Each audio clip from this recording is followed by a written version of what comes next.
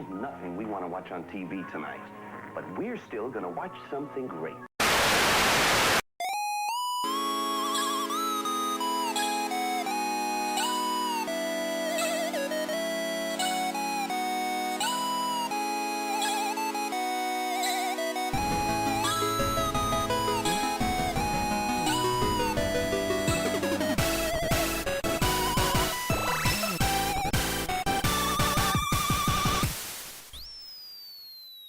Oh, the bladesinger. What do you even begin about the bladesinger? The bladesinger is probably one of the best Gestalt classes in D&D now. But when Sword Coast Adventures Guide came out, it was I mean, it was alright, but it was entirely just a meh subclass when you had choices like Hexblade, Warlock, and Paladin, and Eldritch Knight. The Bladesinger just kind of sat there, just like, hey guys, I'm an option. And everyone else was like, nah, you suck. Well, Tasha's Cauldrons of Everything came out and entirely revised the Bladesinger. And so, I thought, alright, let's go through, break down the class, and the best way to play it.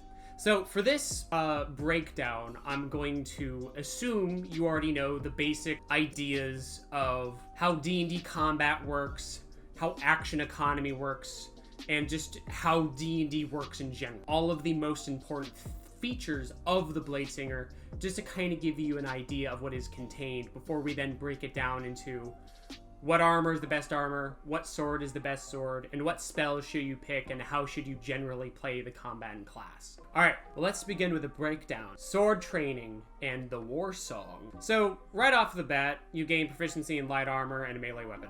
Great, you're a bladesinger. You need to pick a melee weapon, you get light armor. This is the only wizard subclass that you can get light armor for in Dungeons and Dragons. The second ability is Blade Song. You gain an AC equal to your intelligence bonus, which, okay, let's actually break this down with a sense. So let's just say you use studded leather and your dex is a 15. You should have if your dex is high enough, let's just say even like your dex is max, like a max AC of 15, and let's just say you have a maxed out intelligence 20. That basically means that you'll have an AC for 1 minute. You'll have an AC of 20 for 10 rounds, which is insane for a wizard. No, having an AC at 20, or having a high AC of 20, like preferably maybe at like level 4 even, when you get that ability score improvement, is absolutely insane. So then the second thing you get is you get a walking speed of 10 feet. Great. You get to move up closer and you have extra movement for your dash action. The second thing is you gain you gain advantage on all acrobatics checks. So basically, if you're going into Bladesinger, have a race or have a background that gives you a proficiency in acrobatics. And this is a really, really important one, you gain a bonus to con saving throws equal to your intelligence modifier, which is friggin' bonkers if you're a min-maxer. And so let's actually talk about how bonkers this can get. So let's just say you are, for whatever weird ass reason, you're playing a hill dwarf, and as a wizard your con is 20. I know, a bit weird going for a con as a wizard, but hear me out. You have a high con and you get your con up to 20, and you pick up the resilient feat at level 4, which basically means you'll have get to add your proficiency bonus to your saving throws. So basically what this means is, with this ability active, you'll have your con saving throws with its proficiency plus your intelligence, which is basically you'll never lose your friggin' like concentration.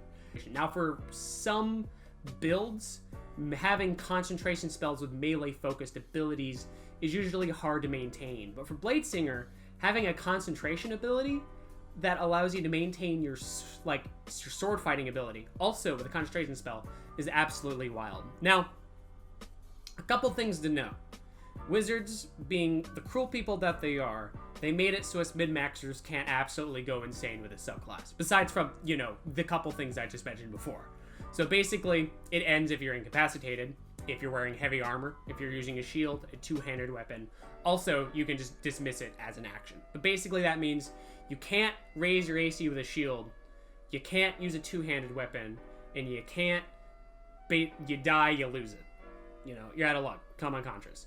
But an important thing to note about this is that your main score for your ability scores for this is probably going to be intelligence and then dex second. So basically this means you're going to want to get your intelligence up to 20 and then maybe your dexterity up to a 16, maybe even at 20 if you want to dip that deep into your ability score improvements. I mean, you'd kind of be maybe giving up a bit of intelligence, unless if there's some ways creatures that have a bonus to both dex and intelligence, which there are, which we'll go over races here in just a second. But basically you get proficiency and light armor and one-handed ranged weapon at level 2, and you get blade song at also level 2.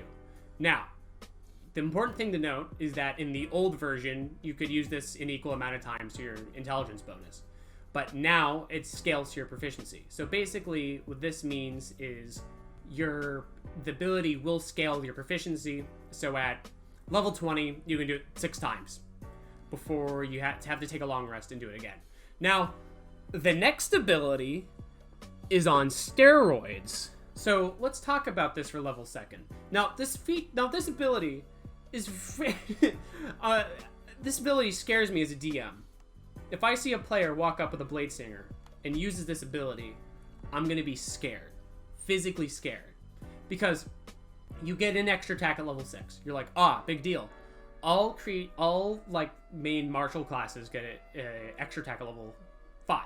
You're like, all right, wizard gets it just a level later. You're like, all right, but here's the thing. You can attack twice, normally, or when you take the attack action, you can take your turn to cast a cantrip. Now, for those of you that know spells like the back of your hand, A to Z, you might know of a little spell called, Green Flame Blade. So, let's talk about this ability. I know there's Song of Defense and Song of Victory. Of course, those will come in the later on. But let's talk about at level 6 what you can do. Okay, so let's just say you're using your one-handed weapon.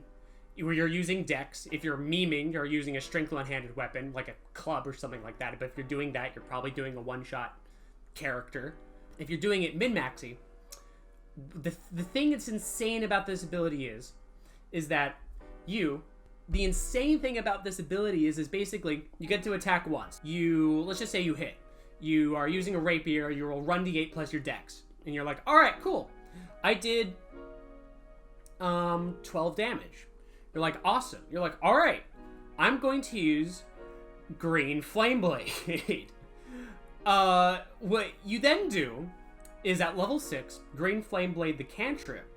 What this will do is so you make your normal attack, add your dex, roll the d8, but at level 6, cantrip scale at level 5, what this will do is this means you roll 2 additional d8s, making that second attack do 1d8 piercing damage, 2d8 fire damage, and then fire damage equal to your intelligence score. That's an insane way to do damage. You're basically doing a level... At the second attack, you're basically doing a level 1 smite every round as a second attack. That just is counting the second attack. That's not even counting the first attack. This ability is insane. Of course, you can actually have some other synergy with this. For example, the other cantrip that no one uses, because why would you use it as a wizard, is... but it's the one where it gives you resistance to features. I'll throw it up on screen. But basically, as an action, you cast the cantrip and you gain resistance. As a wizard, as a normal wizard, you wouldn't take this cantrip because, number one, you shouldn't be in melee range unless if you got ambushed or you're just that out of line with the party, or terrible.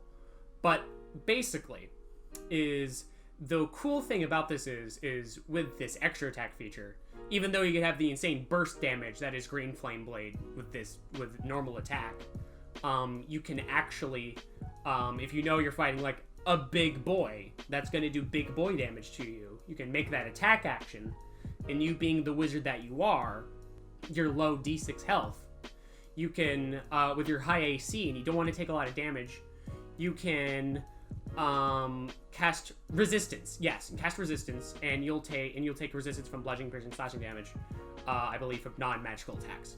And basically what this will do is you'll have your high AC and resistance. You're sacrificing damage for resistance. That's basically that. That's another thing you can do with that. Now, let's do the second thing. So, level 10, Song of Defense. You spend spell slots equal to the damage dealt to reduce it 5 times that level spell slot. So basically, for example, let's pull out the calculator. Let's do the insane end of this. If you are a level 20 wizard and for some reason you really want to use your 9th level spell slot to reduce damage, you can reduce damage by 45, for example. And then if you do it at level 1, you just reduce it by 5. Yeah, and so on and so forth. So basically, it just makes you more survivable.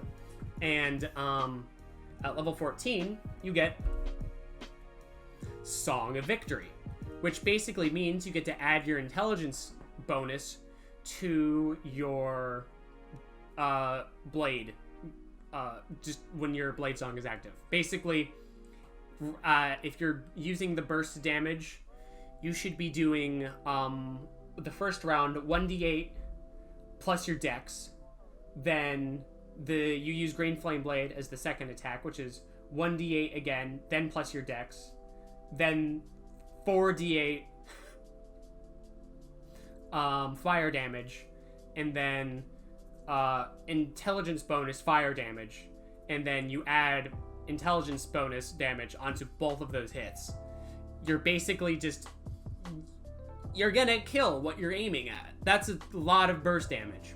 So now that we've gone over the entire just features and abilities and a little bit of the spells, let's dive into the nitty-gritty of what is the best armor and weapons that you can use.